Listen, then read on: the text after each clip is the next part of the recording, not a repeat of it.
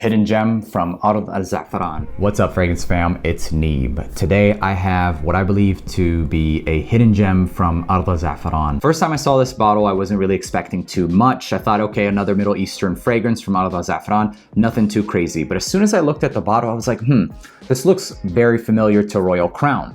So same looking bottle, I was like, you know what, maybe this is a dupe of something from Royal Crown. Took a look at the notes, made some comparisons, and this doesn't really dupe anything. It doesn't clone anything. Is it a Middle Eastern fragrance? Yes. Does it have a Middle Eastern vibe? Absolutely, but it's beautiful. This is somewhat of a gourmand take on Middle Eastern fragrances. As soon as I could figure out what this smells like, I was immediately in love, and I could see the resemblances, and I think once you hear the resemblances, you might be interested in this one as well. This one comes from the house of Ardalzaafaran, like I said, and it's called Safir Al-Rud. So Safir Al-Rud, it comes like a basically Royal Crown looking bottle. There's this little cheap looking tassel here, and you have Safir Al-Rud written down, nothing crazy. And to be honest with you guys, this little tassel here, it looks pretty cheap. So if you wanted to take it off, I wouldn't really be much of a stickler on that. At the bottom of the bottle, we have that nice design here. And on the very bottom of it, there's just that golden sticker. The cap is exactly where I get the resemblance to Royal Crown fragrances, and it's that crown. You see we have that, it's a cheap plastic, we have those fake little studs there, and also when you take it off, it doesn't weigh much, but still the presentation is not bad. I purchased this from tripletraders.com. I used my coupon code aromatics, so I got it for under $30 easily. But guys, this smells easily over $100 to $150. Yes, and I'm gonna stand by that. Once you get your nose on this, you're gonna sense the quality almost immediately. Now, let's first put the disclaimers out there. This is a Middle Eastern vibe type of fragrance. You have to like that vibe. This does have some oud. It's not necessarily animalic, but it does have that incensey type of vibe that, you know, are found in most Middle Eastern fragrances. So make sure you enjoy those fragrances, almost church-like fragrances, if you will, but nonetheless, gorgeous fragrance. This has notes of, I'm gonna place them on the screen here. We see the oud, rose, and saffron at the top. I definitely will tell you that you're gonna detect the saffron very, very clearly. The oud does come through, not too animalic. You see the Gurjan balsam. We also have the patchouli and sandalwood. It is very creamy of a fragrance. And then we see we have that incense, cedar, and gaiac wood. The incense definitely is detectable here, more so I would say than the oud. So let me describe this fragrance to you guys the best way that I can. But before I do that, I'm gonna go ahead and refresh my memory. I actually wore this a couple days. This got me compliments, guys. This actually is one of the very few Middle Eastern vibe fragrances that got me compliments. So of all the Middle Eastern vibe fragrances that I own, this has to be one of the top 3. Absolutely just gorgeous and amazing quality. I mean, the distribution for sub 30 is also pretty dang good if you're a stickler for things like that. Yeah, man. This definitely starts out with an oud rose combination that's enhanced with a saffron, and it's quite loud in the beginning. This fragrance, all in all, guys, right off the bat, is a performer as well. So the oud, rose, and saffron, they slap you in the face, and then you slowly start to sense this sandalwood that develops. And the reason why I can detect it is because it just gets creamier. So this fragrance kind of starts out with a little bit of rough edges from the saffron mixing with the oud and the rose. But the rose and the oud combination, like I said, it's not too animalic, but you definitely can detect the oud. Saffron kind of gives it a little bit of a sharpness, if you will, almost like a leathery type of vibe.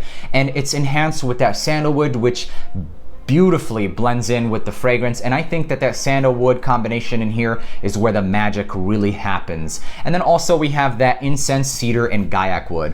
The incense does start to develop shortly after you start to detect the sandalwood, but all in all, through and through, you will almost detect all of these notes. However, the most you'll get is the oud, rose, saffron, and sandalwood, and you 100% get that incense here. And it's the notes of incense along with the oud almost gives it like this bakhur feeling. That's the type of oud here. So it's not necessarily animalic, but if you go and you burn like a nice fresh oud chip, that's the type of vibe that I'm getting with this fragrance. I'm actually quite surprised that there isn't anything of like a sweet note like vanilla or tonka bean, because what I get with this fragrance, guys, is some desserts. Now these desserts are not your typical, you know, Western type of desserts, so keep that in mind here. But the dessert that it reminds me of is a Mediterranean cotton candy. In Turkey it's known as a pishmaniye, and in Arabic it's known as ghazal al-banat. So it's basically this Mediterranean cotton candy. It's a natural cotton candy. It's not what you're thinking of, the sugar and,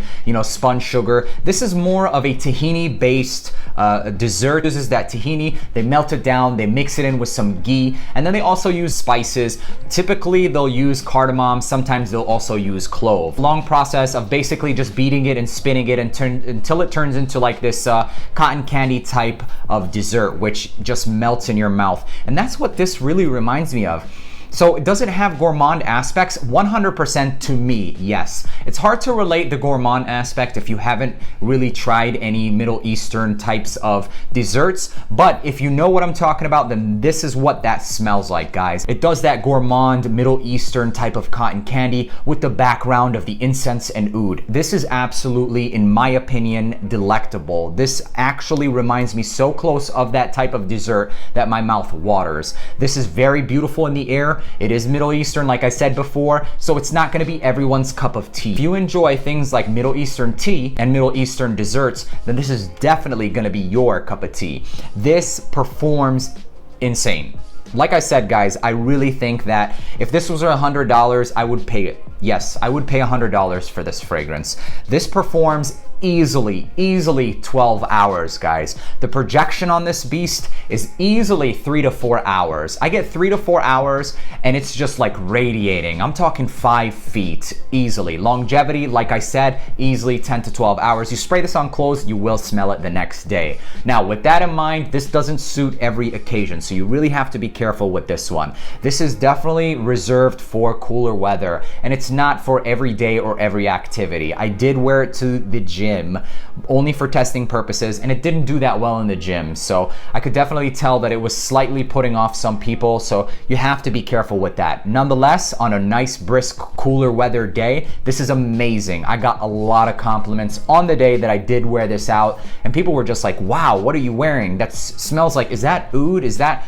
But this is an oud with a gourmand twist. Take my word for it, guys. This is the most gourmand oud that I know. And I really hope that you guys, when you pick this up, you enjoy it as much as I did, because I absolutely love this one. And that's pretty much all I have to say about Safir Al-Rud. This is easily a 10 out of 10 for a Middle Eastern cheapie. So if you guys enjoyed watching this content and you want to watch more just like this, make sure you hit that subscribe button, click on that notification bell, and all that good stuff. I hope you enjoyed watching it half as much as I did making it for you guys. Peace.